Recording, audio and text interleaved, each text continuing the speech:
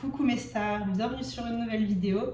Je vous retrouve aujourd'hui avec un tirage un petit peu différent, un peu particulier. Je suis trop excitée de vous présenter un peu ce nouveau concept. C'est pas un nouveau concept, mais on va dire que d'habitude je fais des tirages plutôt ouverts, plutôt libres. Et là j'avais envie de faire un tirage thématique. J'ai découvert ce créateur, cette créatrice, je ne sais pas, Light Ones, qui propose des tirages un peu thématiques, centrés sur les questions, sur reformuler les questions d'une manière différente. Je vous mettrai le arrobas dans la description. Et en l'occurrence, ce tirage, c'est celui de l'année du cheval. Comme vous le savez peut-être, nous sommes rentrés en 2026 dans l'année du cheval. Et du coup, j'avais trop envie de tester un peu ce nouveau format avec vous sur cette chaîne en français. J'ai fait sur ma chaîne en portugais le tirage de fermeture de l'année du serpent, qui était donc l'année 2025. Et là, ouais, j'avais trop hâte de tester ce nouveau format que vraiment je prends beaucoup de plaisir à faire. Et donc en fait c'est un tirage où chaque partie du corps de l'animal en question, en l'occurrence là le cheval, va être représentée par une carte, un positionnement dans le tirage. Donc j'ai dû réviser un peu mes connaissances équines qui étaient à peu près inexistantes. Donc voilà, j'espère ne pas faire d'erreur. S'il y a des personnes qui s'y connaissent mieux en chevaux, n'hésitez pas. Parce que vraiment j'ai développé un peu la symbolique de chaque partie du corps pour que ça résonne dans une expérience collective qui est la nôtre, mais par rapport à mes expériences à moi et à ce qui résonne pour moi. Donc si vous avez en cours de route des insights vraiment sur chaque partie du corps et ce qu'elles peuvent représenter, partagez ça avec moi, avec nous, avec la communauté. Vraiment, ça sera le bienvenu, la bienvenue. Et donc voilà, rentrons dans le vif du sujet, sans plus attendre. La première carte, en l'occurrence j'ai tiré 2 cartes, j'ai un peu triché, c'est donc pour représenter le talon, le sabot du cheval. Donc le talon, le sabot, ça représente l'équilibre, la souplesse et la capacité d'adaptation. C'est vraiment, le sabot, c'est le point de contact du cheval, que le cheval a avec la terre. Donc c'est une forme de stabilité, ça détermine aussi la posture du cheval, littéralement, là je parle, mais du coup aussi symboliquement. Donc c'est une forme d'ancrage et c'est la manière dont il peut se mettre en mouvement, dont on peut se mettre en mouvement tout en gardant une forme d'équilibre, une forme de stabilité et une forme de souplesse aussi, parce que ça parle de cette capacité d'être en mouvement, donc de ne pas être rigide aussi. Donc trop intéressant. Déjà, dès le départ, ça m'a séduit, cette première interprétation. Donc qu'est-ce que ça appelle comme ça, quand on dit ça tout de suite? Moi, je me suis dit, ça parle vraiment de sur quoi on peut prendre appui en 2026 pour avancer. Globalement, je pense que ça c'est l'idée générale, mais aussi où est-ce qu'on peut trouver un peu plus de souplesse, où est-ce qu'on peut lâcher un peu le contrôle, et aussi est-ce que cet équilibre qu'on crée dans nos vies, est-ce qu'il est choisi ou est-ce qu'il est subi, ou est-ce qu'on peut flexibiliser, ou est-ce qu'on peut trouver plus d'équilibre. Trop intéressant, car la carte que j'ai tirée n'est ni plus ni moins que la force à l'envers, qui est venue à l'envers. Et donc du coup, comme elle est arrivée à l'envers, cette force au départ, ça m'a un peu déstabilisée. Je me suis dit, bon, après, tout fait sens, vous allez voir, tout va s'aligner. Mais ça m'a quand même questionné. Du coup, j'ai tiré une autre carte de confirmation et est sorti le mat, le fou, aussi à l'envers. Je dis, ok, bon, j'ai compris. J'ai compris, il y a quand même une énergie de résistance, on va dire. Vous savez, quand les cartes arrivent à l'envers comme ça, c'est pas forcément négatif, mais ça veut dire que peut-être faut qu'on insiste un peu plus pour accéder à l'énergie, insiste, ou du moins qu'on ouvre un peu plus. Ça peut être un peu plus challengeant que d'ouvrir pour recevoir cette énergie-là. Là, en l'occurrence, en plus, 2 arcanes majeures. Donc les arcanes majeures, c'est des énergies, des big énergies qui rentrent dans nos vies et on n'a pas trop le choix si ce n'est que d'ouvrir pour les accueillir. Donc trop intéressant à cet endroit-là, la force et le mat. La force, c'est vraiment c'est l'énergie du lion. Et j'ai pensé cœur de lion tout de suite. Cœur de lion parce que le lion, c'est le cœur, ça représente le cœur. Donc il y a vraiment cette énergie très de la force, très vulnérable, très courage / vulnérabilité. Comment on ouvre son cœur et comment ça, c'est un acte profondément courageux parce que c'est un acte de vulnérabilité. Et vraiment, j'y reviendrai, mais vulnérabilité, je pense que ce sera la thématique principale parce que c'est vraiment très très présent. Et le mat, en l'occurrence, ici, pour contrebalancer, c'est un peu la manière dont on fait les choses de manière différente, les chemins nouveaux qu'on peut s'ouvrir, qui peuvent s'ouvrir devant nous et qui sont souvent un peu effrayants. Donc du coup, ces deux cartes à cet endroit-là, du talon, du sabot, de l'équilibre, de l'ancrage, c'est assez fort parce que moi, ça me parle vraiment de comment on peut s'ancrer dans cette certitude qu'on a le courage, la force suffisante pour ouvrir notre cœur en 2026, pour avancer fermement et en même temps avec souplesse, cette souplesse d'ouverture, cette souplesse de faire les choses un peu différemment. Et c'est là où ça m'a vraiment ça s'est aligné avec l'énergie de 2025 qu'on a fermée, qui était une énergie un peu plus de l'ermite, une année 9, du serpent, de transformation, plutôt interne, plutôt intérieure. Là, en l'occurrence, tout nous dit, on le voit partout sur les réseaux, etc., qu'on est en année 1 de nouveau, l'année du cheval de feu, une année de Mars, du bélier, enfin bref, c'est beaucoup d'énergie, de mouvement, etc. Donc on sent qu'il va y avoir du mouvement, de l'ouverture, et là, en l'occurrence, c'est confirmé avec cette carte de la force du lion, d'une énergie de feu, que il y a une ouverture très claire, c'est vraiment clair, net et précis que ça s'ouvre, mais du coup l'ancrage dans cette ouverture, c'est d'avoir confiance en notre force, de la force de notre cœur et de cette capacité qu'on peut avoir à se montrer tel qu'on est profondément, parce que le mat, il parle de notre moi profond. Le moi un peu... Pour moi, le fou, le mat, c'est un peu un outsider, c'est un peu quelqu'un qui peut être vu comme... c'est le fou, quoi. Enfin, c'est quelqu'un qui est vu comme... Ah, qu'est-ce qu'il fait? Pourquoi il fait ça? Comment? Il y a un côté un peu très disruptif, de faire les choses de manière différente. C'est l'énergie d'Uranus, donc c'est une énergie vraiment un peu contre ce qui a été établi avant. Donc j'ai l'impression, ce que ça me dit, c'est que certains d'entre vous peuvent vraiment avoir cette sensation d'avoir beaucoup fermé peut-être ces derniers temps. Vous avez peut-être transité 2025-2026 avec un groupe réduit d'amis, de proches, d'avoir vraiment... Et je pense que si vous êtes dans cette situation, c'est que vous avez à peu près fait tout bien. Parce que c'était un peu la thématique de ces dernières années, de raffiner, de faire en sorte que ça soit plus quali, on va dire, globalement, ce qui nous entoure, les situations dans lesquelles on est, les personnes avec qui on est, etc., etc. Donc il y a eu ce mouvement de repli un peu naturel ces dernières années, fin de cycle, d'un gros cycle de 9 ans. Et là, il y a un appel à l'ouverture, et c'est un peu laborieux, je pense. C'est un peu laborieux parce qu'on peut avoir du mal à se montrer tel qu'on est, ce mat, un peu cette posture de la personne qui est un peu isolée, peut-être ça peut vraiment faire sens pour vous. Certains d'entre vous peuvent se sentir isolés, peuvent s'être sentis isolés ces derniers temps.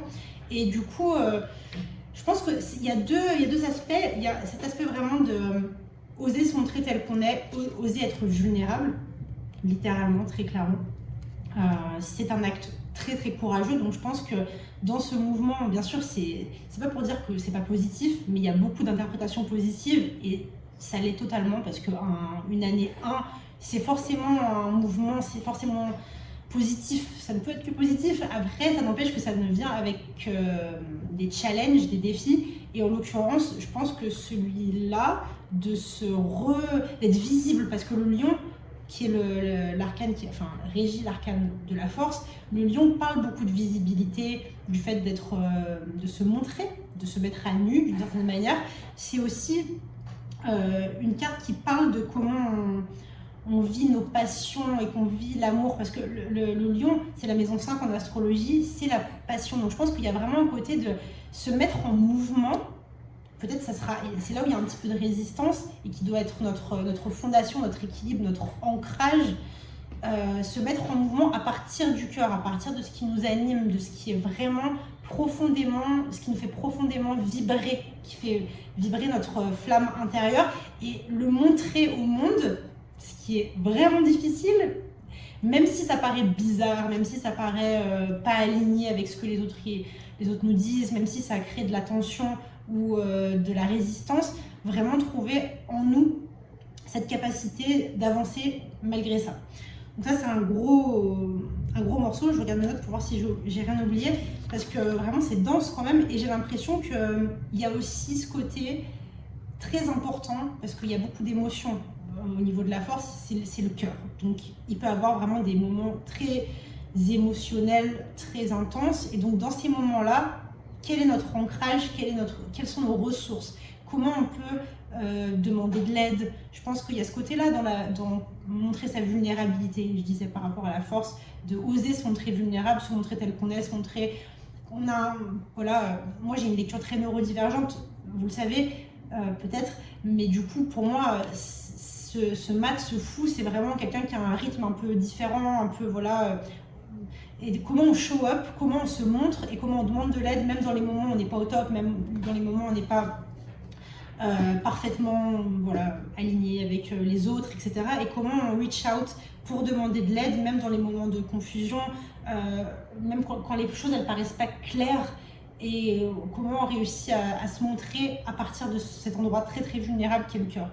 Donc voilà, il y a vraiment ce côté ne soyons pas des héros en 2026, c'est pas la peine, parce que je pense dans l'énergie de ce cheval de feu, cette énergie très bélier, il peut avoir un côté un peu j'ai envie de faire tout seul, parce que c'est une des caractéristiques du bélier, c'est vraiment d'être un fonceur, l'impulsion, on fonce, et du coup ça peut donner ce sentiment un peu d'isolement, et je pense que là il y a vraiment un appel à ne pas s'isoler, comme une... peut-être le fait que ça soit ce talon, ce sabot, c'était peut-être l'ancien mode d'équilibre, c'était plutôt de s'isoler, plutôt de se mettre dans son coin. Là, en l'occurrence, il y a un appel à pas faire ça et à au contraire trouver cette sécurité, cet ancrage dans le fait d'aller à son propre rythme, unique, propre seulement à vous, et de faire un peu la paix aussi, je pense, avec cette incertitude, parce que le mat, c'est quand même un peu le saut dans le vide. Voilà, c'est l'arcane 0, hein, donc c'est même avant la naissance de la flamme, on va dire. Donc il y a ce côté, on a un peu peur quand même. Il peut avoir de la peur, il peut avoir ce côté waouh, j'ai pas le courage de faire ce grand saut dans le vide. Et donc il y a vraiment, toujours avec le mat, un appel à comment on se tranquillise à partir de ça, comment on trouve de l'équilibre, et donc peut-être en demandant de l'aide, du support, en créant des réseaux de support, des outils de support. Quand je dis outils, c'est ça peut être thérapeutique, purement thérapeutique, médical. On va y venir un peu plus tard dans le tirage, mais comment on tend à notre corps, à notre système nerveux, comment on régule, etc. Donc voilà, pour la première étape, j'ai déjà beaucoup parlé, il ne faut pas que je m'étende trop, j'aimerais bien que cette vidéo ne soit pas plus longue que ce que j'avais imaginé. La deuxième carte, deuxième positionnement et deuxième partie du corps du cheval, l'arrière-main, mes amis. Je ne connaissais pas du tout ce terme. Donc l'arrière-main, c'est la partie arrière, quoi, tout simplement, du cheval. Et ça représente l'élan, la puissance motrice et la force intuitive. C'est vraiment littéralement quand le cheval il fait comme ça avec ses pattes arrière. Et donc il y a un côté c'est le moteur du cheval.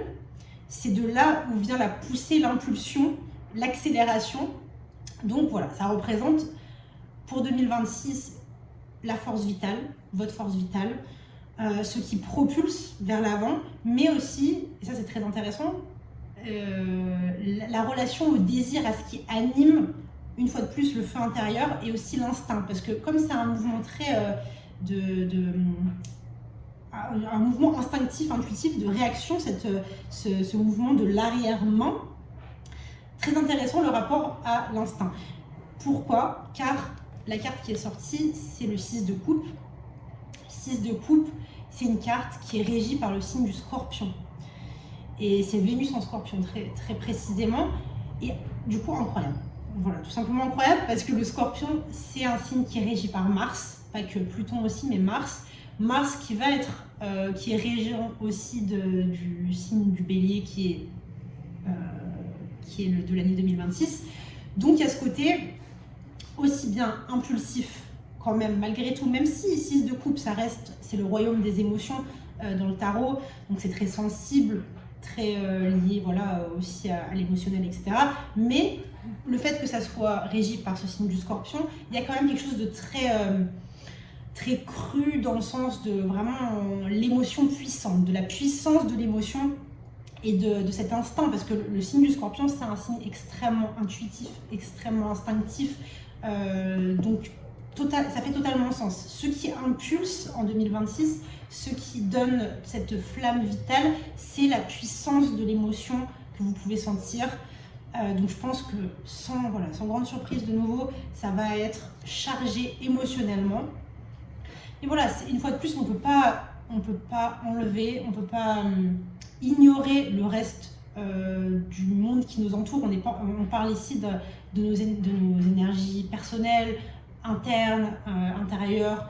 Moi, c'est mon prisme, mais on ne peut pas oublier l'intensité de ce qu'on vit à l'extérieur, de la situation du monde qui nous entoure, qui est extrêmement intense et déséquilibré, et voilà, j'en passe, c'est des meilleurs. Donc du coup, voilà, il y a quand même un côté guerrier dans tout ça. Ça apparaît dans les thématiques du bélier de l'année 1, et là ça apparaît aussi du coup dans ce prisme du cheval, avec ce 6 de coupe qui est la puissance des émotions, la force des émotions qu'on ressent, et le fait que c'est une expansion. Donc, parce que les 6 dans le tarot, c'est toujours quelque chose qui, voilà, le 5 c'est plutôt contraction et 6 c'est expansion. Donc à travers ces émotions, cette force émotionnelle et cette capacité à se montrer une fois de plus vulnérable, parce que le 6 de coupe, il parle de ça. Il parle de cette capacité de se montrer à cœur ouvert. Voilà, il y a un côté très cœur ouvert, à fleur de peau des émotions, c'est l'énergie du Scorpion, c'est très... c'est là, quoi. Et du coup, je pense que c'est intéressant parce que comme c'est cette impulsion, cette force, cette puissance motrice, les émotions elles vont vraiment être notre curseur dans cette... Parce que voilà, c'est l'avance, c'est le mouvement. Donc c'est un curseur, elles vont nous propulser. Elles vont être la matière première de notre mouvement, de nos évolutions, des choses qu'on va créer, qu'on va mettre en place. Elles peuvent vraiment, je pense, être montrées très crues, mais dans le sens où je pense que le 6 c'est très équilibré. Le 6 de coupe c'est très équilibré au niveau émotionnel. C'est vraiment un signe, c'est vraiment une carte où il y a beaucoup de mutualité, de réciprocité émotionnelle. Donc je pense que en montrant ces émotions de manière très vulnérable, très crue, vous allez avoir des retours de ça, ça va être fructueux en fait. Le 6 dans le tarot, c'est une carte fructueuse, d'abondance, c'est riche émotionnellement, en l'occurrence là avec les couples. Donc du coup, je pense ça crée des opportunités, ça crée des échanges d'émotions. C'est vraiment abondant. C'est beau comme émotion à cet endroit-là. C'est beau comme énergie à cet endroit-là, de l'impulsion. C'est très très sensible, mais c'est extrêmement fort, extrêmement puissant. Donc je pense que lié avec la force, juste avant qu'on a vu, la force c'est un 8. Les 8 c'est la transformation, c'est l'alchimie. Et là moi ça me fait vraiment penser à cette caractéristique du Scorpion qui est de la transformation. Donc on a passé une année 9 qui était le serpent, c'était la transformation, mais là on est encore dedans, je trouve. On est encore dedans, principalement dans les premiers mois de l'année, parce que voilà, vous savez qu'il y a eu un changement numérologique d'année de calendrier, mais l'année astrologique, elle commence en mars, donc je pense que voilà, ça va être un build-up, ça va se construire petit à petit. Et il y a ce côté, à partir de l'émotion pure, on transforme, il y a une alchimie, on fait quelque chose de cette émotion puissante. On crée quelque chose, on potentialise, on l'utilise pour avancer. C'est vraiment, je le vois comme un carburant. C'est intéressant, franchement, je serais curieuse, quel que soit le moment où vous voyez cette vidéo, dites-moi ce que vous êtes en train de traverser en ce moment, parce que c'est vraiment intéressant et je suis curieuse de savoir comment ça va se matérialiser. Vous savez, hein, les lectures collectives, prenez ce qui résonne, laissez ce qui ne résonne pas. C'est vraiment spécifique à chacun d'entre vous. On a tous des expériences différentes par rapport à ça. Mais j'ai l'impression qu'il y a quelque chose de l'ordre de l'enfant intérieur.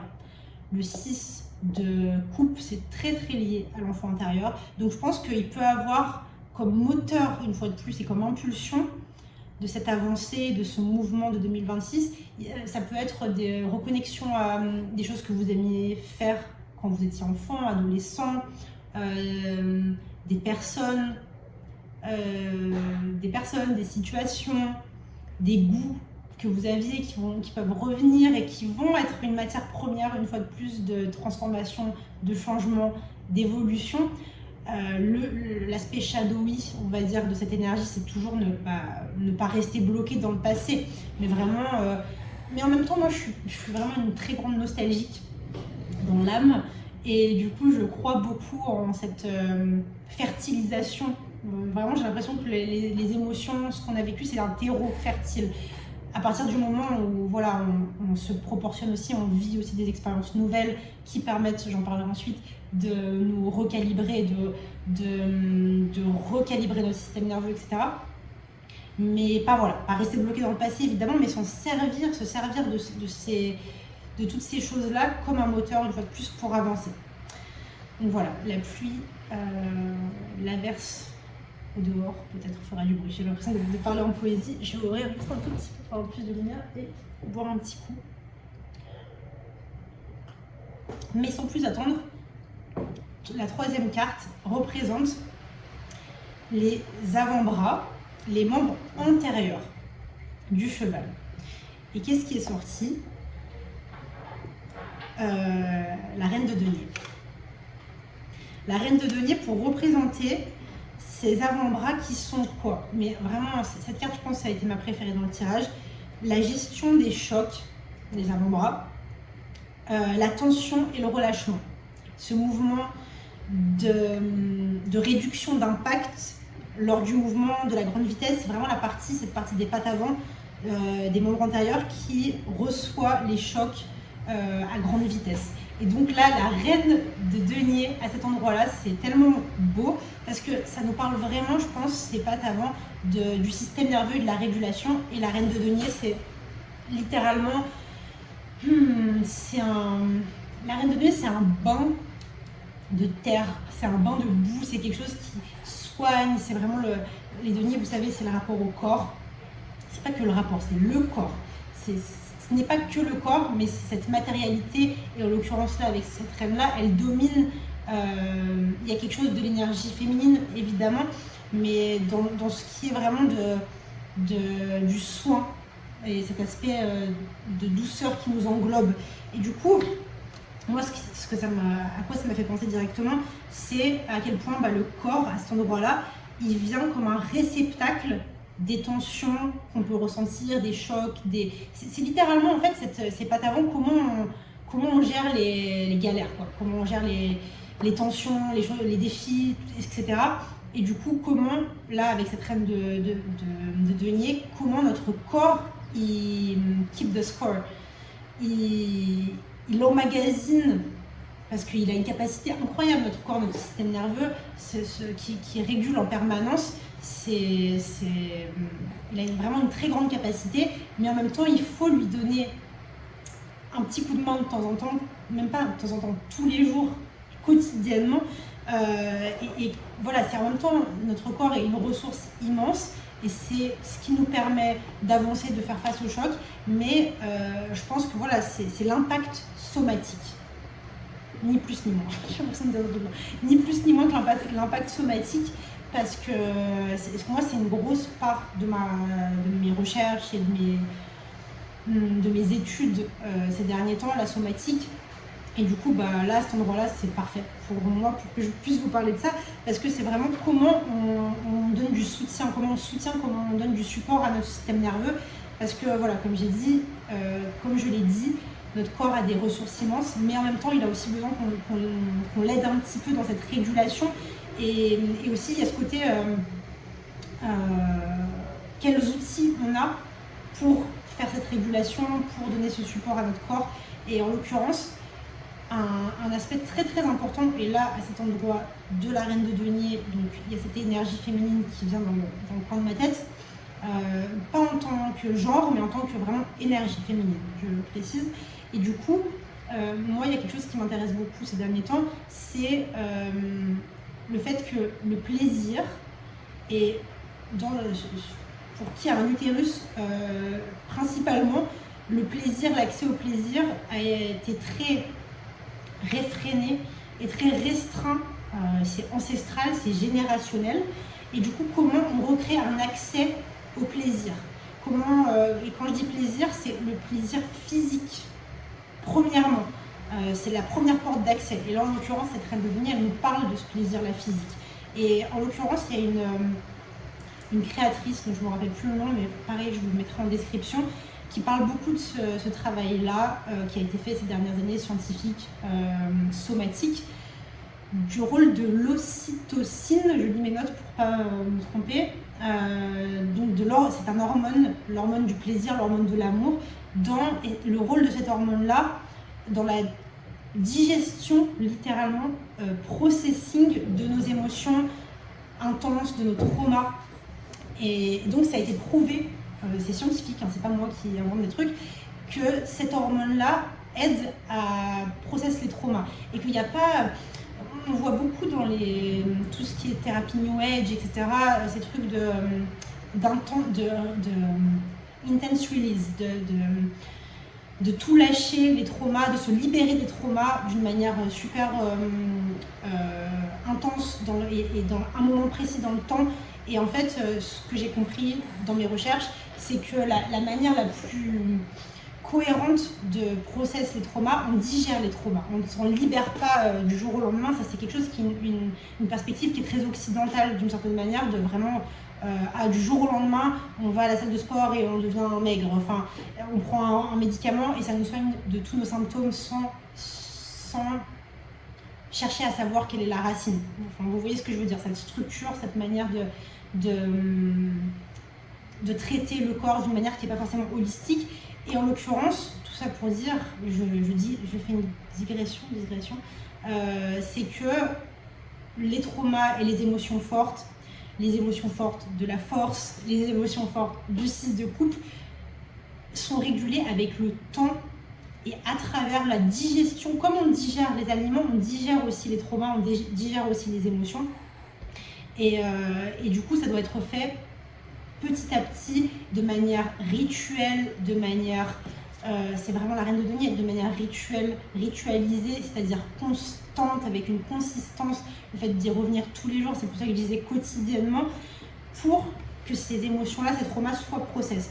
Et ça, qu'est-ce que ça veut dire? Donc, voilà, je vous invite à aller vraiment consulter le profil de cette jeune femme qui a fait ces recherches-là sur l'ocytocine, de voir comment on peut, par des petits rituels, elle préconise des light touch, de recréer des expériences de plaisir, de confort, de sécurité dans notre corps de manière constante et régulière pour qu'on puisse montrer à notre système nerveux, à notre cerveau, parce que notre cerveau il comprend que comme ça, quand on fait des nouvelles expériences, c'est pour ça que je disais c'est important quand même de faire des nouvelles expériences, pas rester que bloqué dans le passé, parce que notre cerveau il comprend que ça.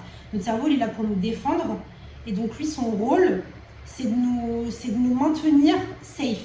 Donc lui il n'aime pas trop les nouveautés en général, et là comme c'est une année 1, je disais, de nouvelles expériences, nouveaux trucs, nouveau tout, vraiment il peut freak out, il peut vraiment avoir peur et se dire oh là là, qu'est-ce qui se passe, alerte rouge, et on reste en freeze. Et nous c'est pas ça notre objectif, on veut sortir du mode freeze, du mode congélation du système nerveux. Donc pour ça il faut montrer au corps par des expériences répétées qu'on peut sentir du plaisir, on peut sentir du confort. Donc voilà, je vais pas m'étendre là-dessus, je ferai une vidéo peut-être consacrée que sur ça parce que ça me passionne vraiment, mais je pense que dans cette reine de denier il y a un aspect vraiment comment on revient au corps, quels sont nos outils pour revenir au corps. Donc voilà, là j'ai donné un exemple de ce travail somatique, mais je pense que ça peut être tout mouvement intentionnel. C'est l'intention qui est le plus important, vous savez. Dans la majeure partie des cas, c'est vraiment ce qu'on fait, l'intention qu'on met dans ce qu'on fait, c'est 80% du résultat. Voilà, c'est un statement, c'est ce que je pense. C'est ouvert à débat, mais du coup je pense que ça peut être mouvement intentionnel, ça peut être danse, yoga, qu'importe mais juste avec l'intention de vraiment se créer ce plaisir, ce réconfort au niveau corporel, etc. C'est ça qui va faire la différence. Et qui peut être notre, j'allais oublier, avant-bras, membre intérieur. Vraiment, le côté très scientifique, c'est pas trop mon truc.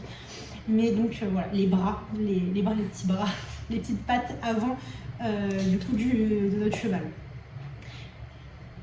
Carte numéro 4 et partie du corps, du coup numéro 4, la queue du cheval, qui est donc, alors ça pareil, c'est vrai que ça paraît évident, mais moi j'avais pas forcément pensé, c'est donc l'expression, le mode d'expression, c'est un langage instinctif du cheval, c'est les signaux qui sont envoyés, c'est donc la manière de communiquer du cheval, de montrer les humeurs non verbales, mais extrêmement claires, subtiles mais extrêmement claires.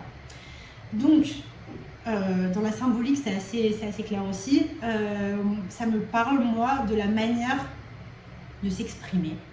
Comment on va s'exprimer, comment on est appelé à s'exprimer en 2026, d'une manière assez instinctive. Ce côté instinctif, là, de vraiment parler de la réactivité et de cette manière non verbale, subtile mais très très claire, ça me fait penser à un côté comment on communique pour se montrer tel qu'on est. Parce que c'est vraiment, voilà, c'est instinctif, c'est direct, quoi. Donc, qu'est-ce qu'on dit, comment on le dit, et comment ça vient du cœur, et comment ça vient de notre authenticité, d'un endroit d'authenticité. Et donc là, assez fort aussi, 7 d'épée qui est sorti. On s'exprime avec le 7 d'épée. Le 7 d'épée, vous savez, c'est vraiment cette d'épée à l'envers, très important quand même, parce que du coup, on sort du 7 d'épée. L'énergie du 7 d'épée est amoindrie, ou du moins, il y a une résistance à cette énergie du 7 d'épée, et c'est mieux comme ça, parce que le 7 d'épée parle quand même beaucoup de dissimulation aussi, voilà, de dissimulation, de non-dit, j'allais dire aussi, donc je pense qu'on abandonne des anciennes stratégies de communication, parce que le 7 d'épée, il y a ce côté, vous savez, il y a 5 épées qui sont là, que la personne elle tient ici, et il y en a 2 autres, et la personne elle regarde comme ça, de côté. Donc pour moi, le 7 d'épée, il me fait toujours penser un peu à un truc de, on a quelque chose qui est là, mais on continue de regarder l'autre truc qui est là-bas. Si ça fait sens. Genre, on devrait être présent avec ce qu'on a, mais on regarde de l'autre côté. On est un peu distrait, notre mental est distrait. Notre mental est un peu en mode doute, un peu, voilà, il y a quelque chose un peu bizarre.